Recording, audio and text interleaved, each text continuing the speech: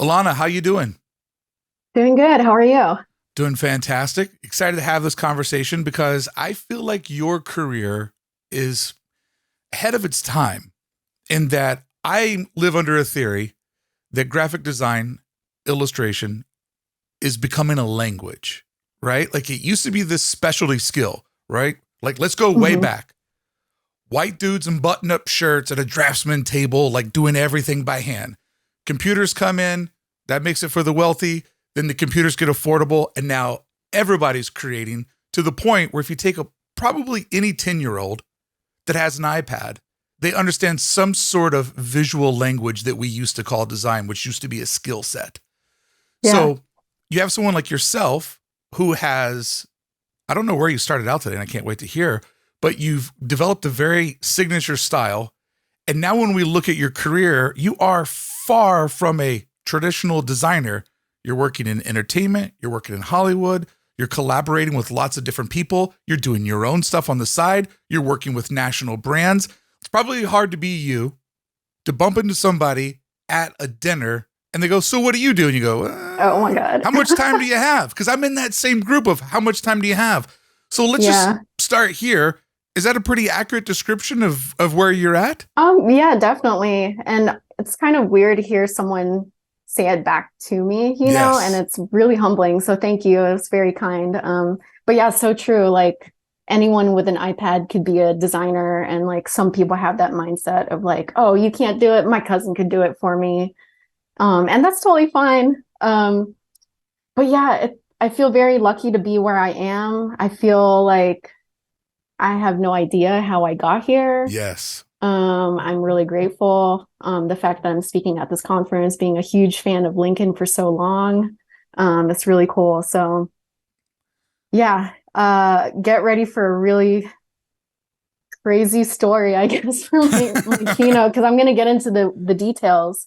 And something, I was telling Dan about like I wanted to be transparent about was like pay, Mm. because I started out making $10 an hour Mm-hmm. as an intern, or actually even before that, I started out as an unpaid intern. And I know there's like this debate on like whether or not that's a good or bad thing. I think, that's completely subjective. Right.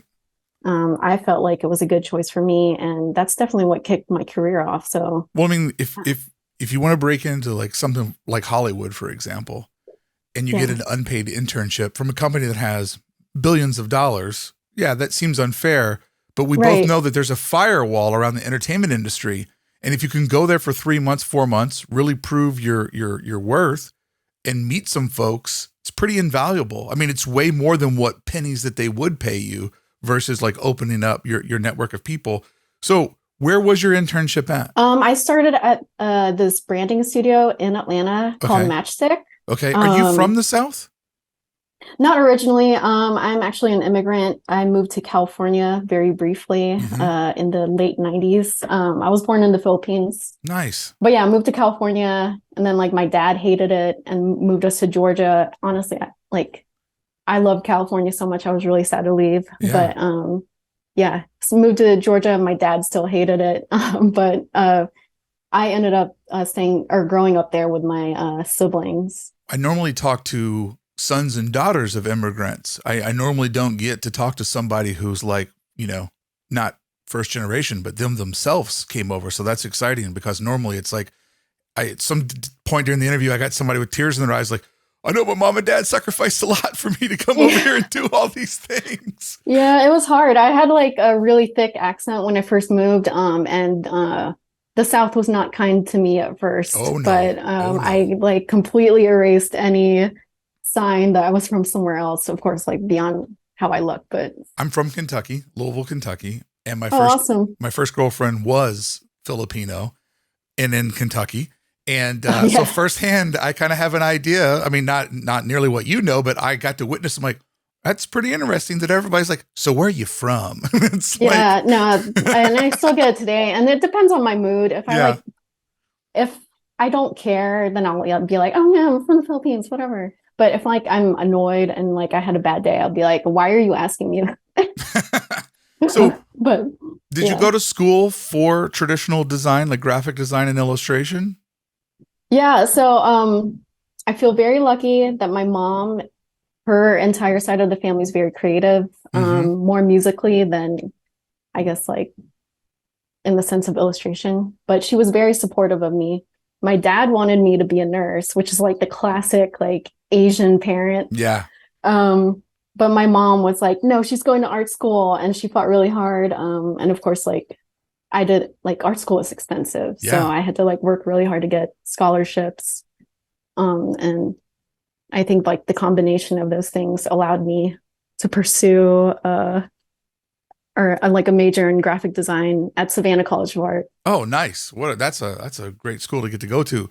It's weird because art school is both expensive and mysterious. Nobody Yeah. exactly knows what you're going to get out of this bizarre quest that you're going through. And it's interesting to hear you doing it from sort of a working class mindset, because all of the kids that I knew that got to go to schools like that were from families where there was just a little bit of floating money. You can just kind of Yeah. think, we want you to be happy. Oh, that would be a great thing to hear a parent tell you. We just want you to be happy. What an abstract thought.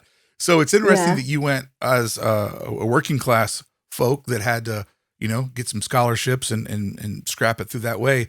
So kind of fast forwarding up into your career, we all know that, the graphic design tools, as we're talking about with the iPad, can kind of be learned by anybody, especially now in the time when it's drag and drop. But what makes you, I think, so unique is your personal style. And I'm sure that has become your difference maker. So let's fast forward up. When did you start to pull away from the flock and realize that you had a very specific skill set and that was starting to open up doors for you? Yeah, I think it's maybe like it took me a few years to figure out like a specific style. Sure. I think everyone early in their career try everything. Yep. I was really early on trying to like focus on like this mid-century, really geometric, blocky shape illustration style. A lot of people were doing that as well. And like even before pursuing graphic design, I had considered being an illustrator because I've always drawn like as a kid. And I just like started to try to teach myself how to use the same tools like Illustrator to kind of like replicate what I do on paper and try to make it as close as possible in like this completely fake method that I made up. But everything I do is completely like, there's no like, what do you call it? Like I don't download any extra, I don't know what they're called, actions or things like that, or like, I try to make my own like brush packs. Sometimes I even make like specific brushes for specific clients. Wow. Because I'll get like repeat clients who want the same style. So I'll just end up making brushes for them specifically. Yeah. And at the same time, you're just making it a lot easier for yourself because like, oh, I can just open up my Patagonia kit and then there's all the colors, swatches that I use and brushes I've used. It's interesting though. You obviously liked fine art, but did you choose graphic design because that felt safer? Like, well, if I'm going to invest all this money and time, at least I know I can get a job, because Illustrator feels even more abstract, right? Yeah. So I was like in this Art Institute of Atlanta, like summer camp, like when you graduate from high school, you could take the summer camp. And I met this designer there who was like, I was going to do the illustration course because I wanted to go into animation, and, like everyone's dream is to work at Pixar. But he was like, there's no money in illustration. You got to pursue graphic design. And just from this like random stranger, I was like, shit, am I making bad decisions? Should I just do this graphic design thing that I don't know anything about? Yeah. So that's how it happened. Same thing happened to me though. It was a guidance counselor who was just like, I know that you're paying for your own school out of your pocket and you're really stressed out about it. Have you thought about getting into communication arts? Because that's how old I am. And I was like, well, what's that? And she's like, it's graphic design. You design books and menus. And I'm like, hold on, that sounds like I could actually get hired. And it sounds creative as hell. Like it still had what I loved about art, creative problem solving. And so I was like, I just wanted to do something creative. I didn't care what it was. I just wanted to do something creative. So for you, when you're discovering your illustration style, how long do you think that it took you for you to sort of dial in the sort of like woodcut, hand illustration, naturey thing that you're doing today? Like just because people look at the finish line. I've learned this. People look at the finish line and go, I want to do what she's doing. But it's not like you leave Savannah and then you're like, ta-da, fish illustrations, hire me. It's like it takes a while to get there, right? Yeah. And like I'll get a lot of requests on like, hey, can you teach me how you did this one thing? But even that one thing would take me like years to figure out, like, because I don't want to buy extra things to help. Like, I'm a very thrifty person. If I could teach myself to do it, then I will, even though it's like complicated as fuck. I'll still like try to teach myself. So I would say like about 4 years to figure out like this illustration style, and then maybe another 5 to like develop it. Like, I didn't instantly learn how to make brushes, and I'm sure even how I make brushes now is probably like the wrong way. But I mean, looking at your work, it looks like the right way because it obviously supports whatever your vision is. And, you know, when I was interviewing both you and Brett, I was talking about how one of the things I really enjoy about your work is that it looks deteriorated, but in a natural way. Like, it looks like it's lived a little, it looks like it's been printed. It looks like something that you would discover that has life to it versus something that just came out of a vector illustration program. Ta-da, here it is. So I'm sure it took you a while to figure out like how not to fake the funk and actually make it feel the warmth that you're able to just like perfectly put into all of your stuff. Oh, thank you. Yeah. And like, there is some like image trace happening, but everything is vector. But even like that, like if it looks incorrect, like, you know, image trace has those like weird janky edges. Like, I hate that. So I try to avoid that as much as possible. And that most of the time crashes my computer. So there's a cool thing that you do with a lot of your stuff, even though it is digital, it all looks printed. And, you know, like I had to learn silkscreen to really learn how to be a good illustrator. But when I got into poster design and silkscreening concert posters and stuff, and I learned that, you know, 3 colors is the sweet spot, and it really pushes you. Because if you learn digitally and you just have, you know, in Photoshop, there's like that big color wheel that has a bazillion colors, and you're like, I like this one, I like this one, and it just gets messy fast. But there's such like restriction in your artwork. There's such like, it feels like it's been printed. It feels like it's been there before. Like, I like the woodcut stuff you do. I like the layering stuff you did for the what is this? What's this music festival that you do in Lexington, Kentucky? Oh, that's a Railbird. That's my 2nd year working with them. They're really cool. And I think like Curtis Jenkins is also doing work for them. If you know his work, Neighborhood Studio, cool guy, love him. So as you're developing your style, when did you start to get into this woodcut or relief illustration? I think like it probably stems from like high school, like just like the memory of like using an X-Acto knife and drawing on scratchboard, or like even, oh my gosh, let's go back to elementary school.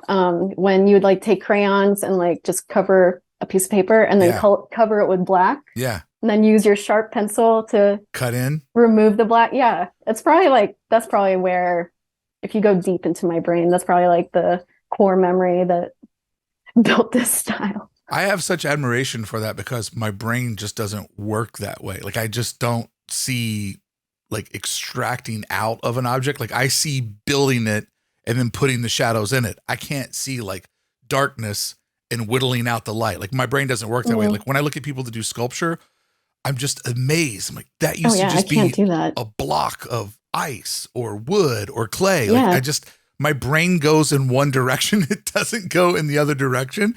And so I just have nothing but admiration for people that can sort of like cut it out and like take the light and remove that from a block of darkness. So yes, I do remember doing lino cuts. Newsflash, I was absolutely horrible at it because my brain just can't see the world that way.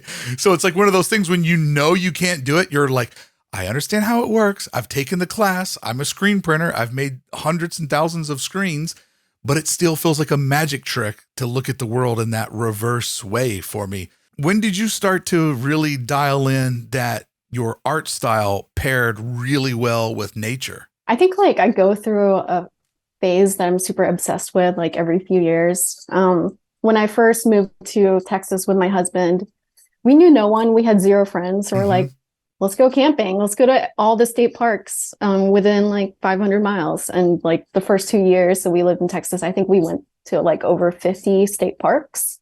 Wow. And like, I was never formally like a camping person. Like prior to moving to Texas, my first camping experience was like miserable. How did you learn to love it? Because I hate it. This is my vibe on Oh, camping. yeah. It's a bunch of people sitting around going, oh my God, we're doing all these things outdoors that we normally do indoors. Like, look, we have a skillet and it's outdoors. Look at us. We're so Yeah. impressive. Like, I absolutely hate it. How did you learn to like it? I don't know what it is, honestly, because it is miserable. Like even the first time we camped in Texas, it was at South Padre Island, Oh, I've been which there. is Yeah. yeah, and they have like the reason why we chose to camp there is because they have an endangered species of sea turtle, Mm-hmm. and you could like watch the hatchlings go out to the sea. So we camped right on the beach. Did like Like, way down at the far end of the peninsula where it's just there's no mhm, roads and you're worried your yeah, car's gonna get stuck and all that. exactly. Yeah, I've been there. And it was like fucking miserable.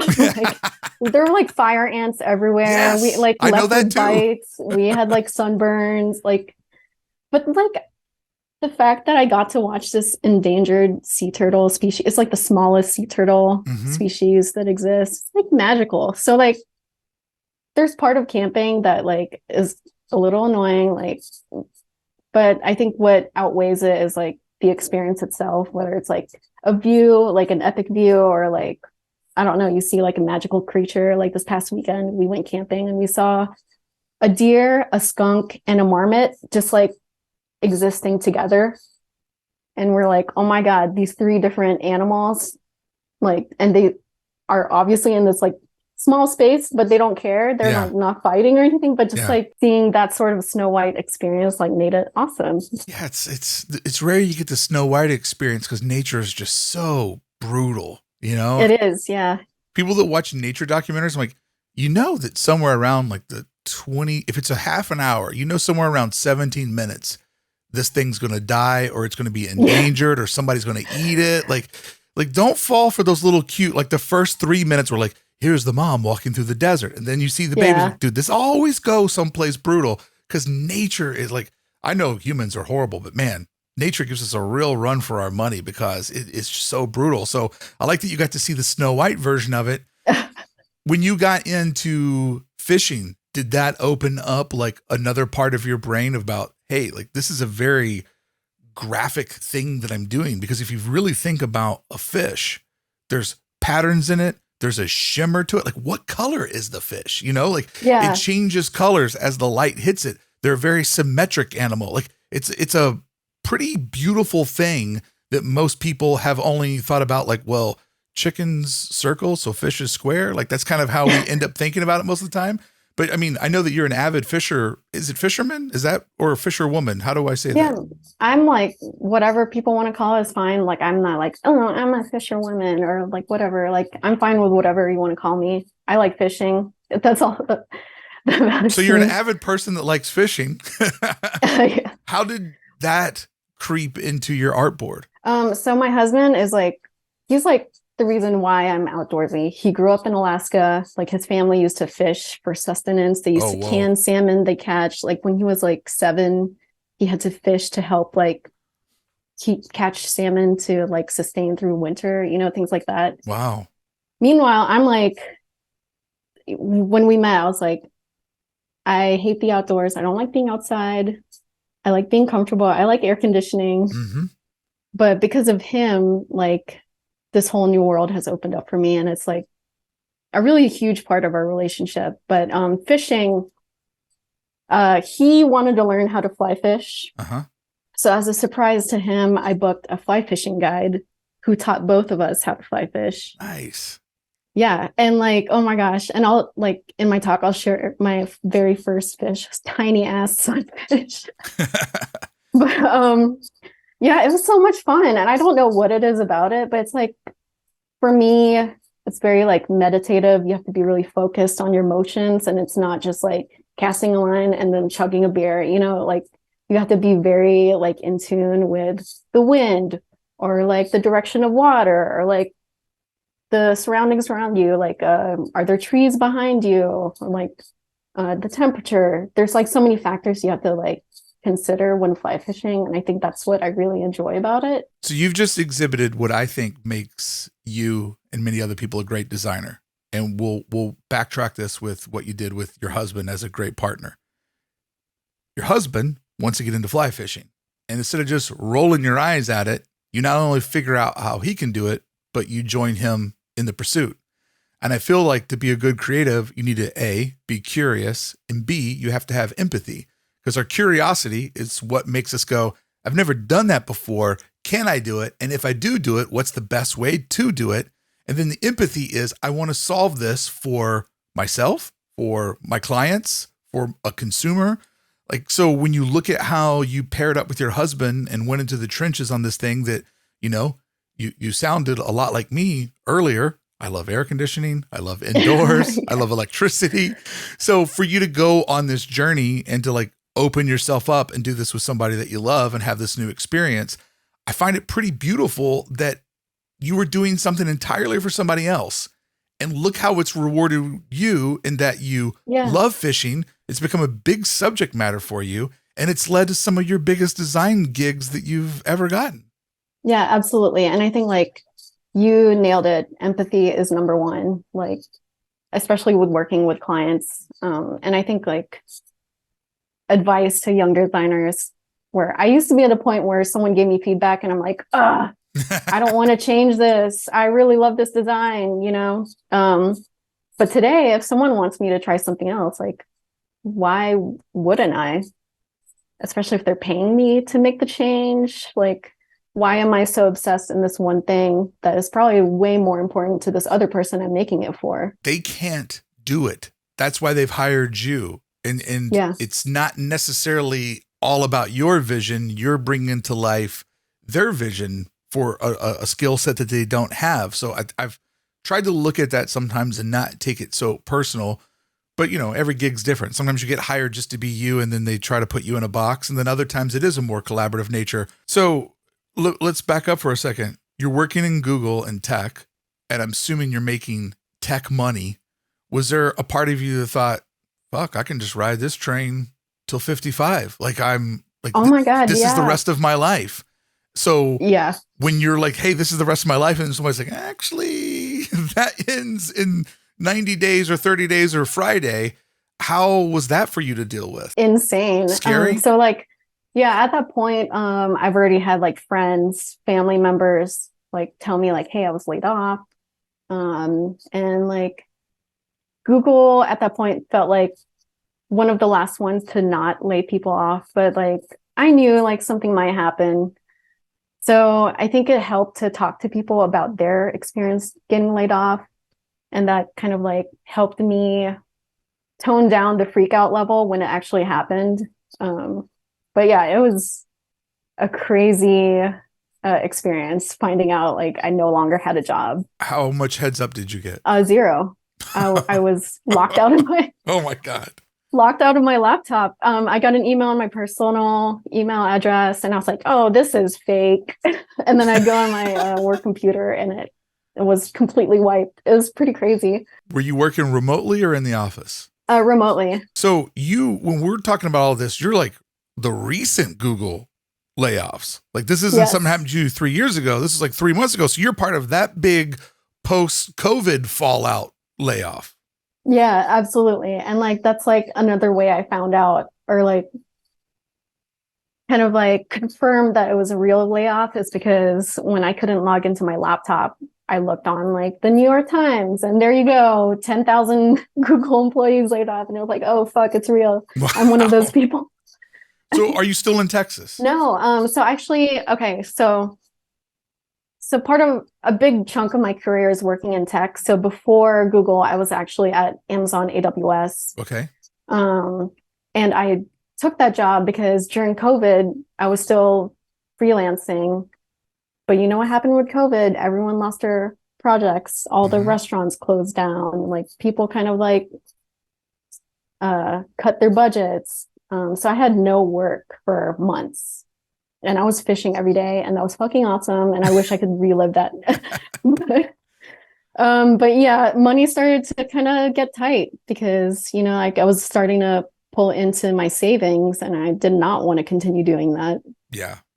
So I just like applied everywhere in Texas, couldn't find something that felt right. So I started applying everywhere else and Amazon was the first one to make an offer, and it was pretty shocking, like the pay bump that I got for working there. But the requirement was that I had to move out here. And Once I where's moved here? out here, I'm sorry. The requirement was that I needed to move to Seattle. Okay. And that was when like people were like, oh, we're going back in the office, you know, like we want you to be here in person. Moved here and the team became completely remote. I felt like I moved here for no reason. Yeah. But that's okay. How long did you work for AWS? I think I was there for like just over 2 years. And then you hopped from there to Google? I did, yeah. Did you get recruited? Not technically. I had a friend who was on a team that was hiring. Yeah. And he mentioned like, hey, there's a role on the team. Does anyone want to apply? And I was like, Google? Yeah. So I did. When you got laid off from Google, was there a part of you like, maybe I should have stayed at Amazon? I'm glad I left. I loved, no hate to my team who's still there. I love that crew. But the work is very demanding. Mm-hmm. And it was definitely like burnout central for me. So I didn't want to like just continue doing that. Yeah. It was definitely taking over my life. I mean, Amazon sounds like an insane place to work because it never stops. It's constant movement. And so when you're a part of something that's constant movement, that means that your deadlines and your projects, I mean, good news, probably work security, but bad news, it's just like a tidal wave of tasks that'll never get finished because it never stops. It never sleeps. Yeah. When I was at Amazon, I was working for their global events team. And with events, you know, there's like a date for the event and you're working on it a year or more in advance. Mm-hmm. There's a ton of deadlines. And sometimes, you know, the people you need feedback from don't meet their deadlines. Mm-hmm. And it keeps getting pushed back and everything at the end just like lovely and crunched and very stressful. Yeah. You work with 2 companies and then you also have your freelance stuff that you do on the side. Right. Yeah. And how much time does the freelance stuff take up in your schedule? I think I'm in a privileged position where I don't have to rely on freelance anymore, or I try not to, at least. So with your freelance work, it sounds like you prioritize the stuff that you want to do because you don't necessarily have to do it, which is kind of the best spot to be absolutely. in. Yeah. As a former full-time freelancer, like that lifestyle could work for some people, but definitely did not work for me. Mm-hmm. It's hard. I thrive on knowing when I'm gonna get a next meal. And there were times during freelancing where like I was not getting any inquiries, even before COVID happened. And that was really stressful, you know. But then, you know, there's like highs and lows where like I'll make enough money for half a year and I don't have to work again. But then do I want to stop working? Because then I'm not sure after that if I will be able to make rent. Right. But yeah, now that I have a full-time job, I'm really selective on the freelance work I do. I prioritize repeat clients, particularly like folks like Howler or Yeti, people in the outdoor industry. Specifically people I've worked with before, just because I know that we work well together. Yeah. I mean, that's the hard thing, right? Like it's the creative world or the business world is a lot like dating.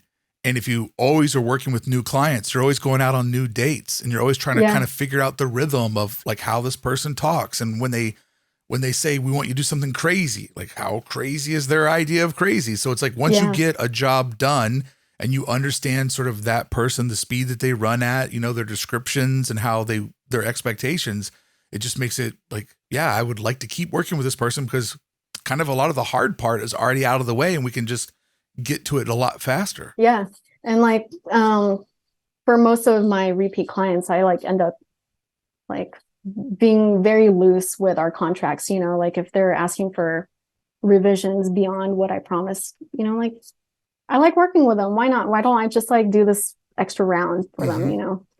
And like, I'm sure there's some people shaking their heads like, oh my God, she should be charging them. But like, I like these people and I know they're going to come back and want to work with me. So, Well, and also to the person that's shaking their head, it's like you're holding down a full-time career, which I'm assuming takes care of you yeah. very well.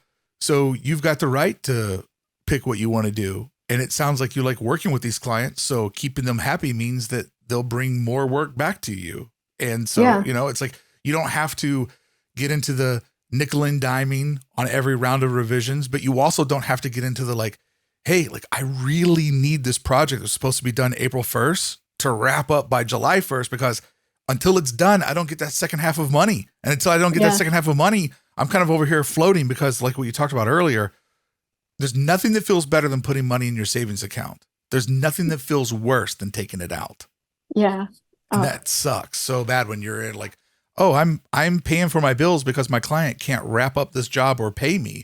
And, there's nothing worse than being broke and busy. If you're going to be broke, you at least want to be like, well, I've been out fishing and ripping beers with my husband and having a good time. I can see why I'm pulling out of the savings account. You don't want to be working 60 hours a week and pulling money out of the savings account to pay rent. Like that feels like you're doing it all absolutely wrong.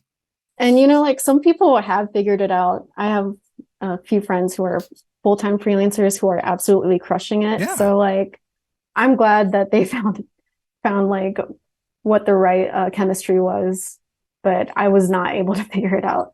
For sure. I mean, there's a path for everybody. And, some people thrive in that. Some people like the looseness. Some people, the idea of having a job and being locked into the same responsibilities is terrifying to them. And on the inverse, some people like, you mean I don't know what job I'm going to do next? That's terrifying to them. Like, it's amazing. There's so much work out there in the creative space. It is a choose your own adventure. And one of the things that made me excited to talk to you is that when you look at your career and where you've ended up, it's just a whole game of chutes and ladders, right? Like you could have never planned or plotted out that you're going to be where you're at today. Yeah, I really have no idea. And I still don't know like where I'm going to be next year. Hopefully I'm still doing the same thing. But if not, happy. Sounds like you'll land on your feet again. What does your husband do? He's actually a brewer. He runs 2 breweries here in Seattle. Nice. Yeah. And he's been brewing for over like basically since we got married. He's been running breweries. So have you ever done packaging for any of the breweries that he's worked at? Actually, yeah. So when we lived in Texas, he was the barrel manager at Austin Beer Works. And Austin Beer Works was, or is a client for a studio that I formerly worked at called Holmes Workshop. But when I left Holmes Workshop, I still was able to do freelance with them on the side. But yeah, that was while my husband was working there. That's awesome. Yeah. Austin is a very designed town, like crazy graphic design town. I used to go there for flat stock every year at South by Southwest. Oh, awesome. So familiar with Chris Helms and that whole crew of folks. So when you look at it though, this is interesting between you and your husband, right? Because he is an expert that can judge beer on its taste, and you are an expert that can judge beer on its packaging. So I'm sure you two are a troublesome duo whenever you go into any sort of little like off the side of the road brewery. You're both like, we're experts from two different angles of beer. Yeah. And actually like when I was I'll still do beer packaging design sometimes, but not as often as I did before. Right. But I always ask for Jake's opinion.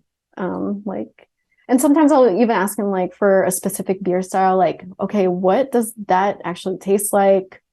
What kind of ingredients go into it? Like I'm able to like ask him specific questions. So where do you see your freelance going from here? Like, is there clients that are on sort of a wish list of yours that you're trying to like flirt with and work toward? Or do you just feel really content with everything right now? Like, how would you judge where you want the freelance part of your career to go? My number one dream client is just like fireworks packaging. Like I want to do really lowbrow, like crazy colors, insane looking animals on fireworks packaging. But I don't know what the company would be, but I'm just throwing that out there. That's like my dream project. Firework packaging, like in my mind, I'm seeing like all the old school Black Cat stuff where the that's exactly what I want to do. The registration's like gnarly off. It's all Yeah. yellow and Yeah. red, like super high contrast stuff. And so in my mind, I'm like, you go to a fireworks shop and you think everything's going to look like that. And then you get there and 95% of it's full color packaging, eagles crying, untamed Yeah. retribution, 9/11. You know what I mean? Like it's Monster it's like, trucks. I love Yeah. how a designer gets into their mind what something looks like. And then you go back and you look at that subject matter and you're like, huh, my version of what this looks like is actually 5% of the marketplace. Oh yeah. Well, I'm like, my goal is to not go in there and make it look designed. I want to like replicate that Right. style. You know, like I want to know how they made those decisions. I mean, you're the perfect person for doing that because you're already in that wheelhouse with the stuff that you're doing. So I would say that you would be a very successful firework packaging designer. What a niche to try to get into. Yeah, that and also like I really love pinball. So really old school pinball machines are badass. I want to do that. Anyone want a pinball machine? Let me know. I was just at the licensing show in Las Vegas last week, and on the way out of town, we hit that pinball museum, and Awesome. it has literally no aesthetic whatsoever. It is just a warehouse that somebody threw 1,000 games in. It's insane, like how mismanaged it is.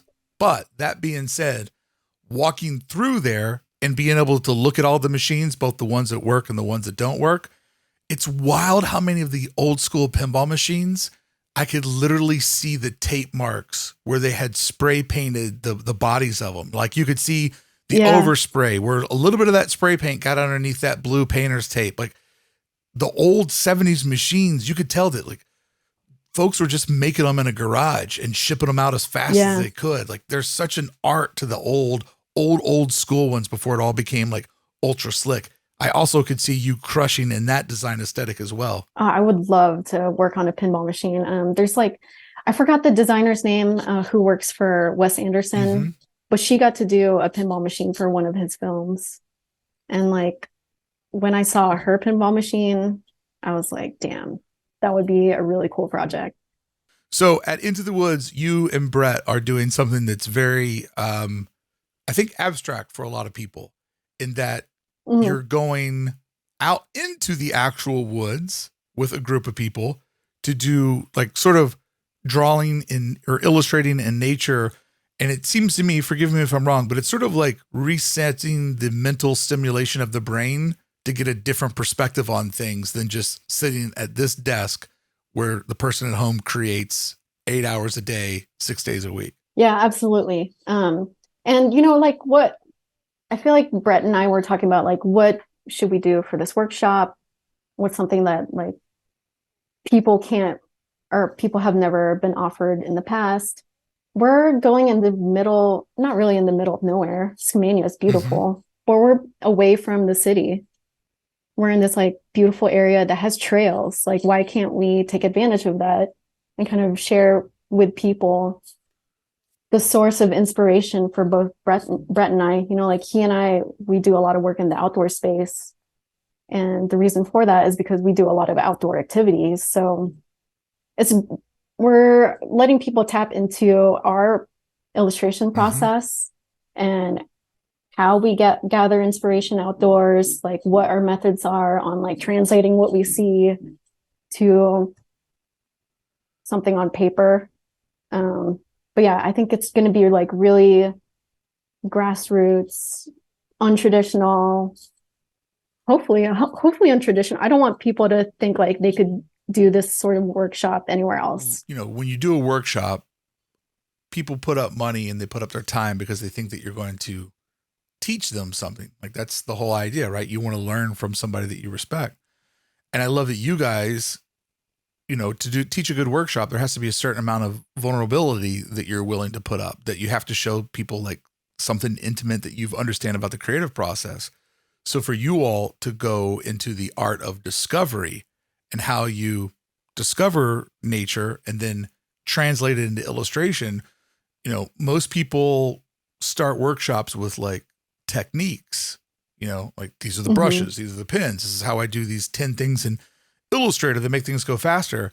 But a lot of times that discovery part is part that nobody really shares, you know, and to me, it's kind of the spiritual part of creating. And if I had unlimited budget on any project I worked on, I would load up just days on studying, learning, discovering, like, because whenever I'm in the researching part of whatever I'm getting ready to illustrate or design, I love that part of it. Because at that moment, there's no rules, there's no boundaries. The sky is the limit. It's me finding out more about the subject matter to shape whatever that vision is that I'm creating.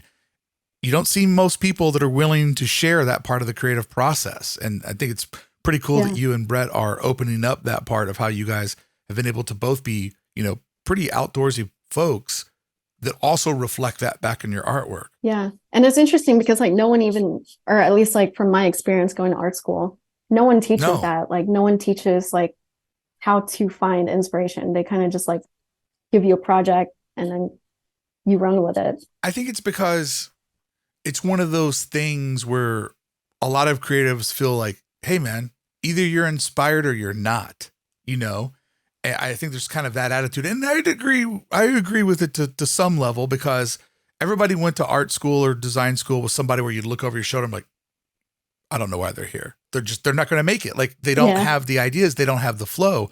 But even when you do have the ideas and you do have the flow, there is something to learn from somebody else's discovery process of how they, do they sit on Google image search for 2 hours? Do they watch a couple of documentaries? Do they watch YouTube videos? Do they get in their car and drive to that part of town and see what the sun looks like when it sets? Like there's just so many different ways to get into the discovery process. And I think because so many people, it's so personal, they wouldn't even know how to describe it to somebody if they had to, Yeah. And like, that makes me think of this one project I did with Patagonia. Like, I don't think the design has been released yet, but it's, I was asked to make this design based on a bonefish, which is like a tropical fish species. I've never seen one before, but during that time that I was hired for that project, I was actually going to fish for them. So I got to actually see like what kind of a habitat they lived in, like what other fish are in the water with them, what their patterns are up close, because I was able to catch one. But yeah, like I could have easily Google searched that, but you don't get the same sort of inspiration, I guess, when you experience these things up close and like in real life. Yeah. I mean, if you were doing an illustration of the bonefish and you've been in that world, it's easier for you to understand like, okay, so this is my hero image, but I want to sort of fill out these little corners between the text. I now know what, flower petals that might be floating down that stream because they were over on the shore. Or I know what other little fish or little insect to put on the rock next to it, or the rocks next to where they live. Like it just gives you the context so that when it's done, it looks like it was done by somebody that understands that world. Like I remember I got hired once to do a series of prints for a salon. And so I did these like overly like layered silk screens of all kinds of different tools of the hair trade. And when I showed them over to my client, they're like, I just need to point out something. Those aren't scissors that we cut hair with. I'm like, hey, I'm glad you told me, because it's going in your salon and you don't want to look like a poser. But like, how do I know, you know what I mean? Like the difference between like cutting paper and like the different types of shears and stuff. So when you go there and you experience it, it's going to be more authentic because it's like a real living slice of whatever you've been hired or whatever you've decided to portray in the illustrated world. Yeah. And that's like my number one goal actually, is like, how do I look the least like a poser as possible? Like I want to actually understand what I'm drawing or designing. I mean, that speaks a lot to authenticity. And when you create a style or when you create a story in your illustration, to speak from experience, and it's like, I try never, ever to get involved in a conversation or a subject matter that I don't know something about firsthand. And if I don't know it firsthand, I'm just straight up honest, like, hey, you work for SpaceX and I live on Earth. Explain this to me in a way that I can understand all of this shit, because I don't know anything about what you folks do. So it's like you kind of got to lean into which way you're going on things. So I want to thank you for your time and talking to us today and explaining to us like how you got to where you're at. If you had to give advice to somebody, because it seems like you've just ended up where fate has put you. What do you think are some of the attributes that have made you somebody that people wanted to hire and collaborate with? I would say just be kind to people. Like people are coming to you, like regardless of what size of company they are, small or large. Of course, like a smaller company would put more value on the money they're paying you for, but like they're coming to you for a problem that they can't figure out, and they see you as the expert. Just be willing to listen to them. And I think like creating that sort of mutual trust will not only like allow them to be like, hey, this person was great to work with, you should work with them as well. Like it'll just like cascade down to even better opportunities.